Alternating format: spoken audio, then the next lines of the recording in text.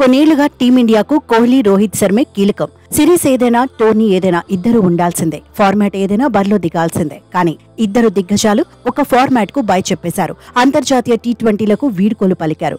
South ఆఫ్రికాను ఓడించి team India world cup అందుకోగానే Kohli తన retirement నిర్ణయాన్ని ప్రకటించేశాడు. తనకు ఇదే చివరి వరల్డ్ కప్ అని తేల్చేశాడు. కొత్త క్రికెటర్లకు అవకాశాలు ఇచ్చేందుకే వీడ్కోలని చెప్పేశాడు. వరల్డ్ కప్ గెలవకపోయినా అంతర్జాతీయ టీ20లకు టాటా చెప్పేవాడినన్నాడు. భావోద్వేగాలను నియంత్రించుకోవడం కష్టంగా ఉందంటూ 20 ఓవర్ల ఆట నుంచి తప్పుకున్నాడు. విరాట్ బాయ్ చెప్పిన కాసేపటికి రోహిత్ శర్మ కూడా రిటైర్మెంట్ నిర్ణయాన్ని ప్రకటించాడు. టీ20లకు బాయ్ చెప్పడానికి ఇదే మంచి సమయం అన్నాడు.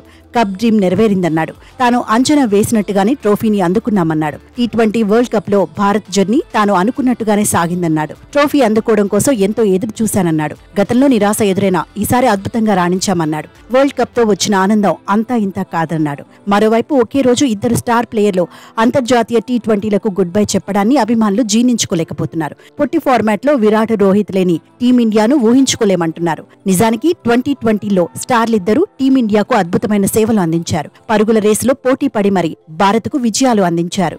అయితే గత టీ20 వరల్డ్ కప్ తర్వాత కోహ్లీ, రోహిత్ ఒక ఫార్మాట్ కు గుడ్ బై చెప్పడం ఖాయమన్న చర్చ జరిగింది. అదే సమయంలో టీ20లకు ఇద్దరు దూరంగా ఉన్నారు. వన్డేలు, టెస్టుల్లోనే బరిలో దిగారు. ఇక టీ20లో కోహ్లీ, రోహిత్ ను చూడలేమని అభిమానులు ఆందోళన కూడా చెందారు. కానీ వన్డే వరల్డ్ కప్ తర్వాత స్టార్లిద్దరూ మళ్లీ అంతర్జాతీయ టీ20లోకి ఎంట్రీ ఇచ్చారు.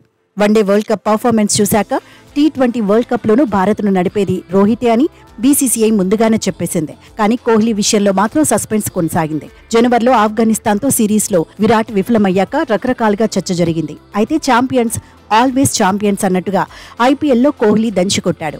ఆర్సీబీ తరపున పరుగుల మోత మోగించాడు. ఆరెంజ్ క్యాప్ ను అందుకున్నాడు. అదే జోర్లో టీ20 వరల్డ్ కప్ లో ఓపెనర్ గా బరిలో దిగాడు. సెమీస్ వరకు ఫెయిల్ అయినా ఫైనల్లో రాణించాడు. అయితే కెప్టెన్ గా రోహిత్, లీడర్ గా విరాట్ ఇద్దరు ఒక్కటై జట్టును నడిపించారు. భారత జట్టును ఛాంపియన్ గా నిలబెట్టారు. టీమిండియా వరల్డ్ కప్ అందుకోగానే ఇద్దరు అంతర్జాతీయ టీ20లకు గుడ్ బై చెప్పారు. టీ20 కెరియర్ లో విరాట్ 125 మ్యాచ్ల్లో బరిలో దిగాడు. 4188 పరుగులు సాధించాడు.